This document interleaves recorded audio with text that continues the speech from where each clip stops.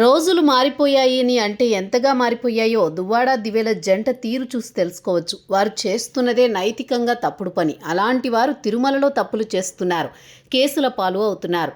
దేవుడి సన్నిధిలో తప్పులు చేసి కేసులు పెట్టించుకుంటున్నందుకు సిగ్గుపడి ఇంకోసారి అలాంటి తప్పు చేయకుండా ఉంటామని దేవుడి ఎదుట లెంపలు వేసుకోవాల్సింది పోయి టీటీడీ చైర్మన్పై ఆరోపణలు చేస్తూ వీడియో రిలీజ్ చేస్తున్నారు. తిరుమలలో రీల్స్ చేసిన వారందరిపై చర్యలు తీసుకుంటున్నారు. కొండపై శ్రీవారి నామం తప్ప మరింకేమీ వేడుకలు జరగకూడదని వారికి తెలుసు. అయినా కేకు తీసుకువచ్చి పుట్టినరోజు వేడుకలు చేసుకుని అది ఎగ్లెస్ కేక్ అని వితండవాదం చేస్తున్నారు. ఈ ఇష్యూ బయటకు వచ్చేసరికి టీటీడీ అధికారులు చర్యలు తీసుకున్నారు. దీంతో ఈ జగమెరిగిన జంట టీటీడీ చైర్మన్పై ఆరోపణలు చేస్తున్నారు. టీటీడీ చైర్మన్ పేరుతో బయటకు వచ్చిన వీడియోలు ఫేక్ అని తేలాయి. వాటిని తీసేయాలని కోర్టు ఆదేశించింది.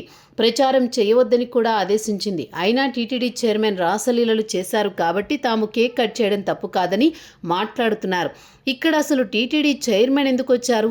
దేవుడిపై భక్తి భయం లేనప్పుడు ఇలాంటి ఆలోచనలే వస్తాయి. వినాశకాలే విపరీత బుద్ధి.